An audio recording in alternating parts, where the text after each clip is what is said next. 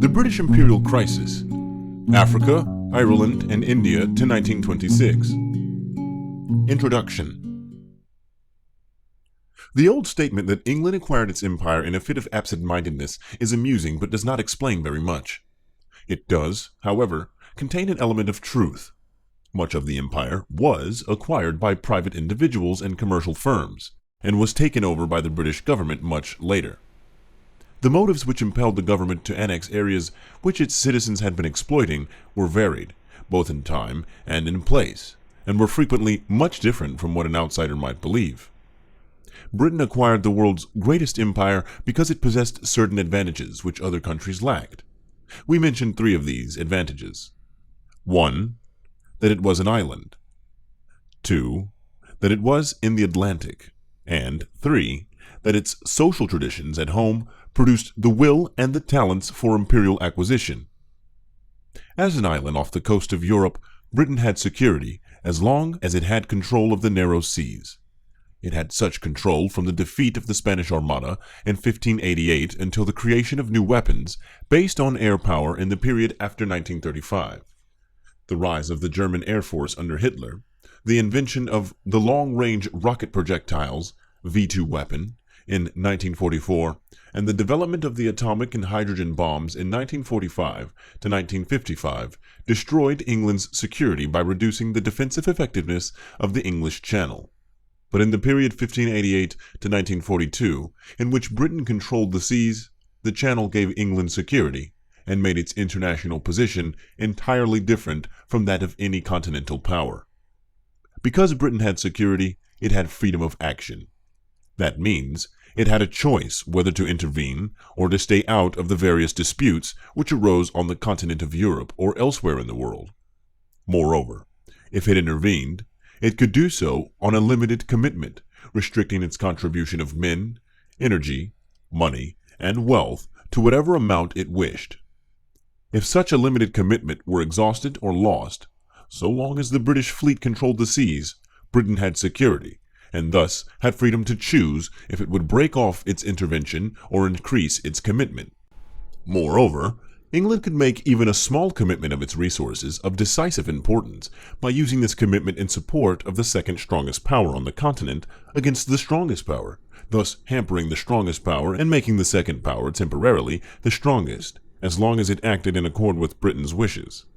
In this way, by following balance of power tactics, Britain was able to play a decisive role on the continent, keep the continent divided and embroiled in its own disputes, and do this with a limited commitment of Britain's own resources, leaving a considerable surplus of energy, manpower, and wealth available for acquiring an empire overseas. In addition, Britain's unique advantage in having security through a limited commitment of resources by control of the sea was one of the contributing factors which allowed Britain to develop its unique social structure, its parliamentary system, its wide range of civil liberties, and its great economic advance. The powers on the continent had none of these advantages. Since each could be invaded by its neighbor at any time, each had security and thus freedom of action only on rare and brief occasions.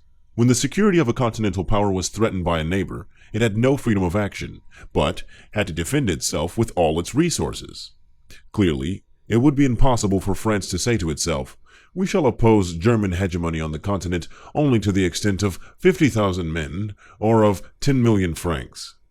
Yet, as late as 1939, Chamberlain informed France that England's commitment on the continent for this purpose would be no more than 2 divisions. Since the continental powers had neither security nor freedom of action, their position on the continent always was paramount over their ambitions for world empire, and these latter always had to be sacrificed for the sake of the former whenever a conflict arose. France was unable to hold on to its possessions in India or in North America in the 18th century because so much of its resources had to be used to bolster French security against Prussia or Austria. Napoleon sold Louisiana to the United States in 1803 because his primary concern had to be his position on the continent. Bismarck tried to discourage Germany from embarking on any overseas adventures in the period after 1871, because he saw that Germany must be a continental power or be nothing. Again, France in 1882 had to yield Egypt to Britain, and in 1898 had to yield the Sudan in the same way, because it saw that it could not engage in any colonial dispute with Britain while the German army stood across the Rhineland. This situation was so clear that all the lesser continental powers with overseas colonial possessions, such as Portugal, Belgium, and the Netherlands, had to collaborate with Britain, or, at the very least, be carefully neutral, so long as the ocean highway from these countries to their overseas empires was controlled by the British fleet. They could not afford to embark on a policy hostile to Britain, regardless of their personal feelings on the subject.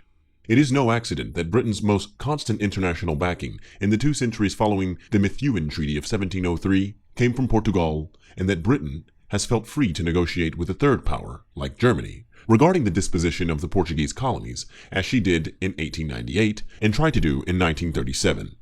Britain's position on the Atlantic, combined with her naval control of the sea, gave her a great advantage when the new lands to the west of that ocean became one of the chief sources of commercial and naval wealth in the period after 1588. Lumber, tar, and ships were supplied from the American colonies to Britain in the period before the advent of iron.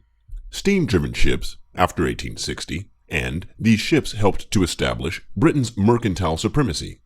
At the same time, Britain's insular position deprived her monarchy of any need for a large professional mercenary army, such as the kings on the continent used as the chief bulwark of royal absolutism. As a result, the kings of England were unable to prevent the landed gentry from taking over the control of the government in the period 1642 to 1690, and the kings of England became constitutional monarchs. Britain's security behind her navy allowed this struggle to go to a decision without any important outside interference, and permitted a rivalry between monarch and aristocracy, which would have been suicidal on the insecure grounds of continental Europe. Britain's security combined with the political triumph of the landed oligarchy to create a social tradition entirely unlike that on the continent. One result of these two factors was that England did not obtain a bureaucracy such as appeared on the continent. This lack of a separate bureaucracy loyal to the monarch can be seen in the weakness of the professional army, already mentioned, and also in the lack of a bureaucratic judicial system. In England, the gentry and the younger sons of the landed oligarchy studied law in the Inns of Court, and obtained a feeling for tradition and the sanctity of due process of law while still remaining a part of the landed class.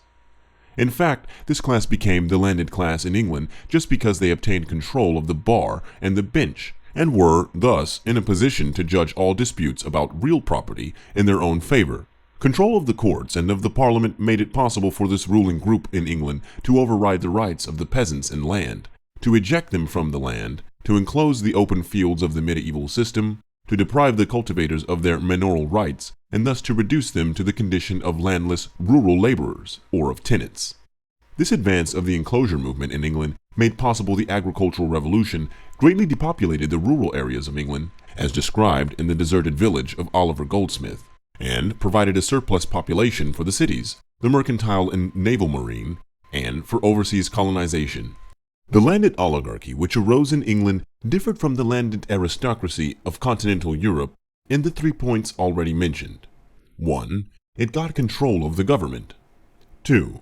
It was not opposed by a professional army, a bureaucracy, or a professional judicial system, but, on the contrary, it took over the control of these adjuncts of government itself, generally serving without pay and making access to these positions difficult for outsiders by making such access expensive. And 3. It obtained complete control of the land as well as political, religious, and social control of the villages. In addition, the landed oligarchy of England was different from that on the continent because it was not a nobility. This lack was reflected in 3 important factors. On the continent, a noble was excluded from marrying outside his class or from engaging in commercial enterprise. Moreover, access to the nobility by persons of non-noble birth was very difficult and could hardly be achieved in much less than 3 generations.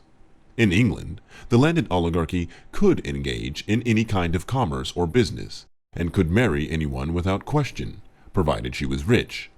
Moreover, while access to the gentry in England was a slow process which might require generations of effort acquiring landholdings in a single locality, access to the peerage by act of the government took only a moment and could be achieved on the basis of either wealth or service.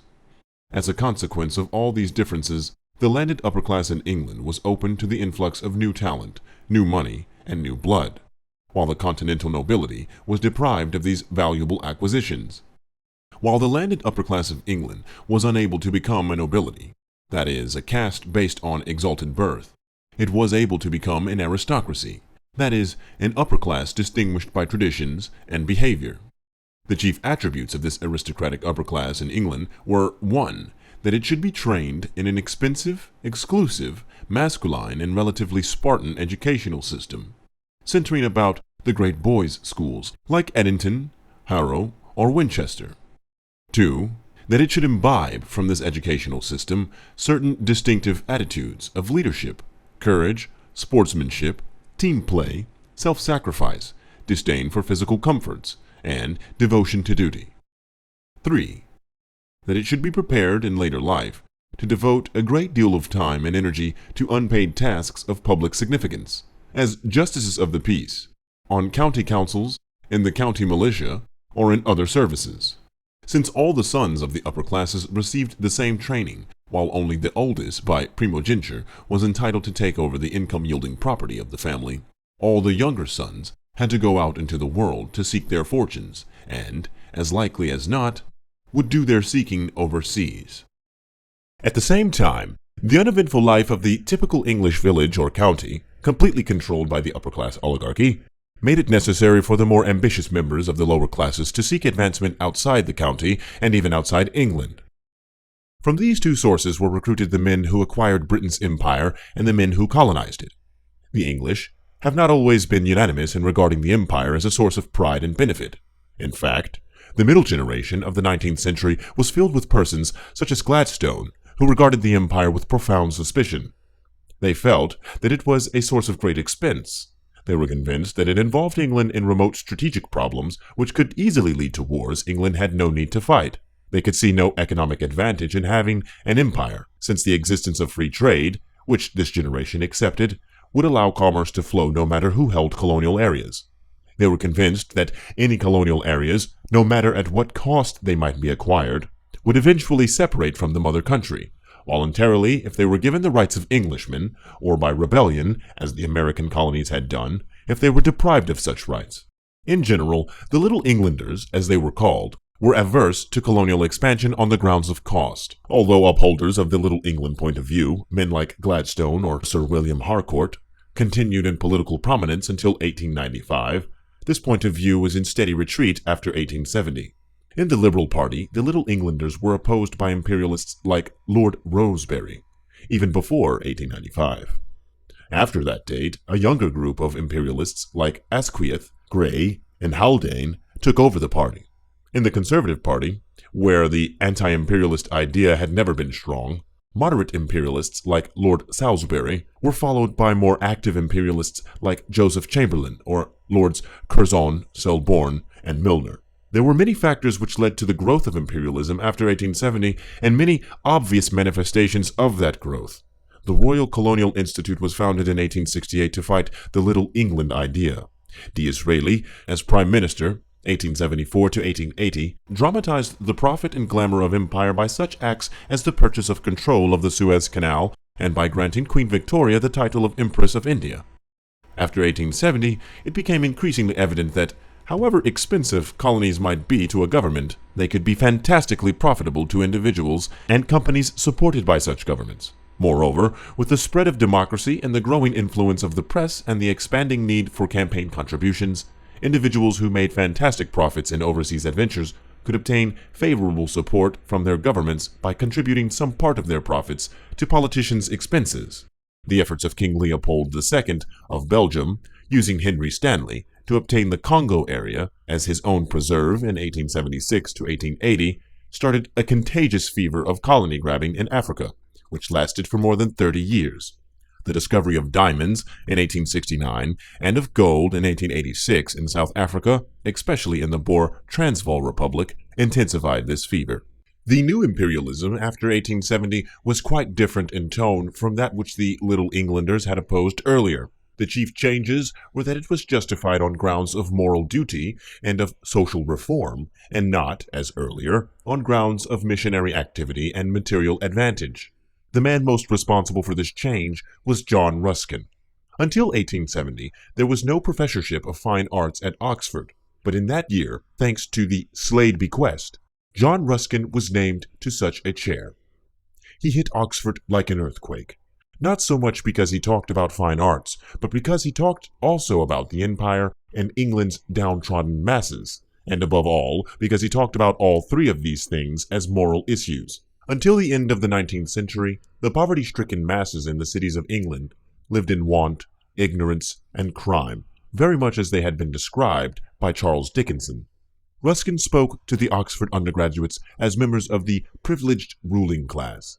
He told them that they were the possessors of a magnificent tradition of education, beauty, rule of law, freedom, decency, and self-discipline, but that this tradition could not be saved and did not deserve to be saved unless it could be extended to the lower classes in England itself and to the non-English masses throughout the world. If this precious tradition were not extended to these two great majorities, the minority of upper-class Englishmen would ultimately be submerged by these majorities and the tradition lost. To prevent this, the tradition must be extended to the masses and to the empire.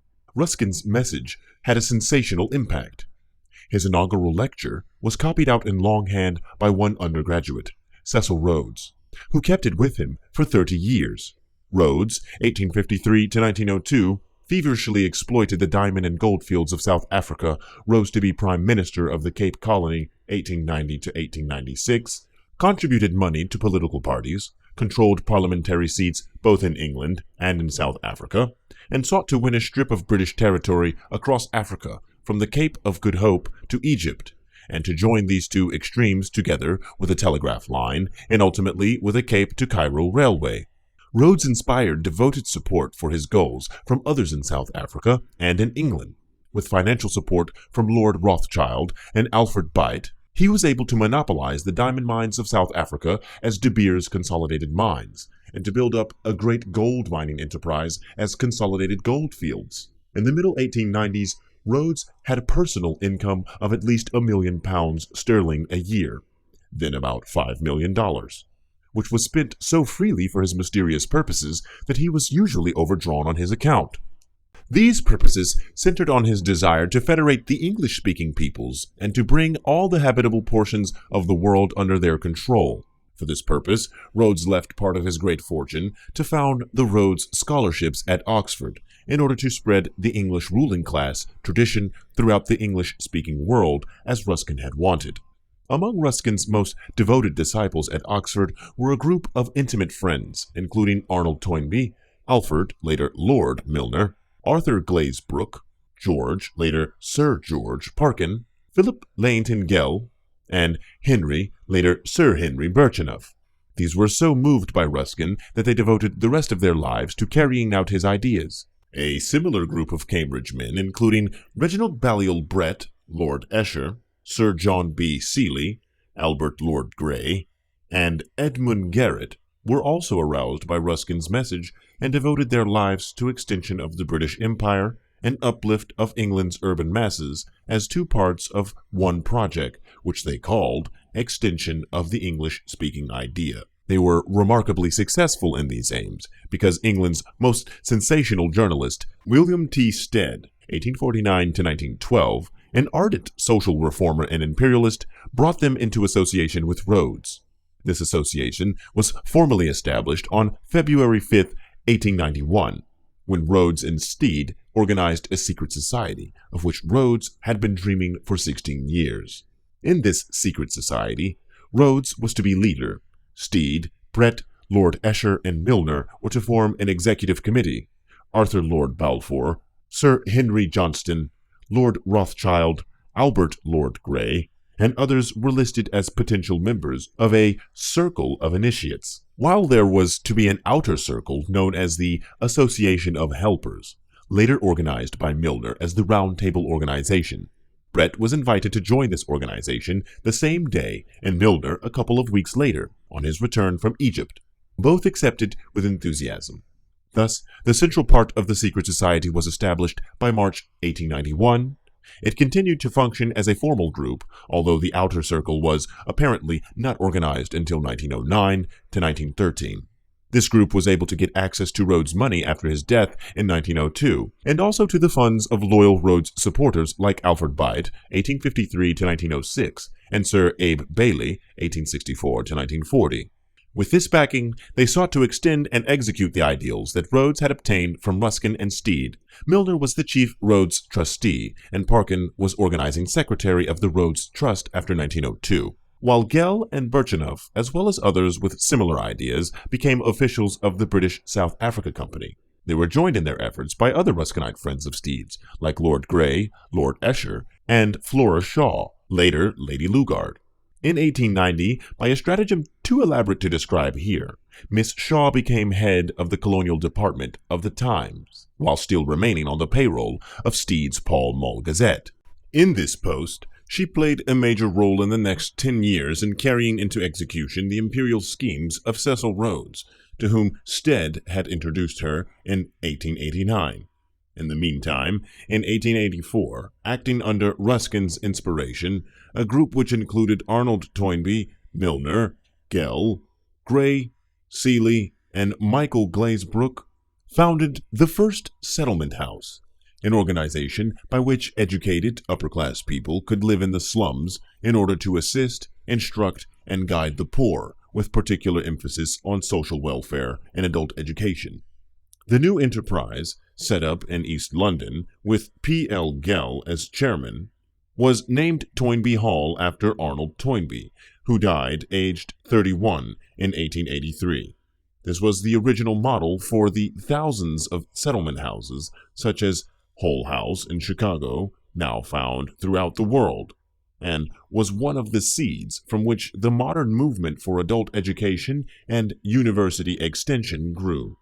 As Governor-General and High Commissioner of South Africa in the period 1897 to 1905, Milner recruited a group of young men, chiefly from Oxford and from Toynbee Hall, to assist him in organizing his administration. Through his influence, these men were able to win influential posts in government and international finance, and became the dominant influence in British imperial and foreign affairs up to 1939. Under Milner, in South Africa, they were known as Milner's Kindergarten until 1910.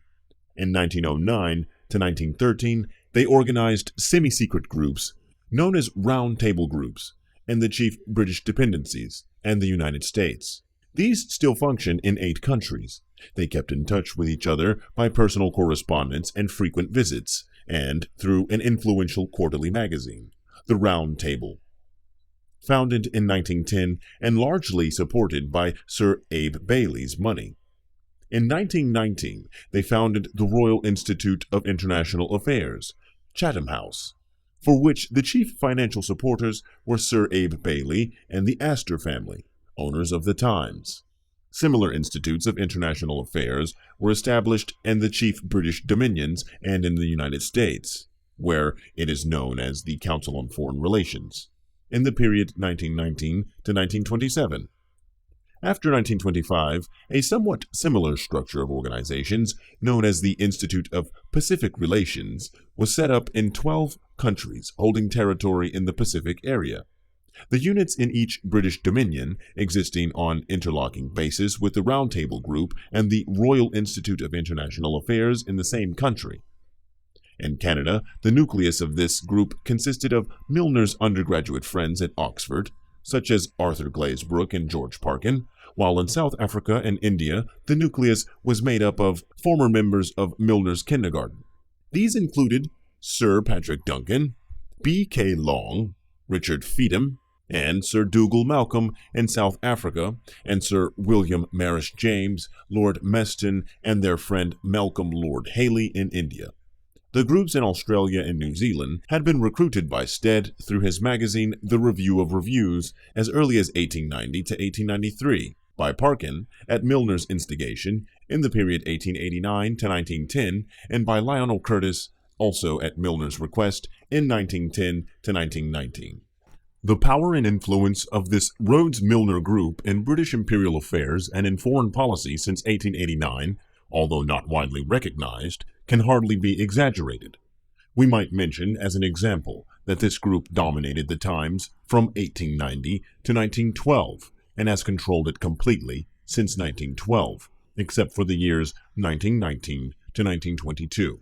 Because the Times has been owned by the Astor family since 1922, this Rhodes-Milner group was sometimes spoken of as the Cliveden Set, named after the Astor country house, where they sometimes assembled. Numerous other papers and journals have been under the control or influence of this group since 1889. They have also established and influenced numerous university and other chairs of imperial affairs and international relations. Some of these are the Beit chairs at Oxford, the Montague Burton chair at Oxford, the Rhodes chair at London, the Stevenson chair at Chatham House, the Wilson chair at Aberystwyth, and others, as well as such important sources of influence as Rhodes House at Oxford. From 1884 to about 1915, the members of this group worked valiantly to extend the British Empire and to organize it in a federal system. They were constantly harping on the lessons to be learned from the failure of the American Revolution and the success of the Canadian Federation of 1867, and hoped to federate the various parts of the empire as seemed feasible, then confederate the whole of it with the United Kingdom into a single organization. They also hoped to bring the United States into this organization to whatever degree was possible. Stead was able to get Rhodes to accept, in principle, a solution which might have made Washington the capital of the whole organization, or allow parts of the empire to become states of the American Union. The varied character of the British imperial possessions, the backwardness of many of the native peoples involved, the independence of many of the white colonists overseas, and the growing international tension which culminated in the First World War made it impossible to carry out the plan for imperial federation, although the 5 colonies in Australia were joined into the Commonwealth of Australia in 1901, and the 4 colonies in South Africa were joined into the Union of South Africa in 1910.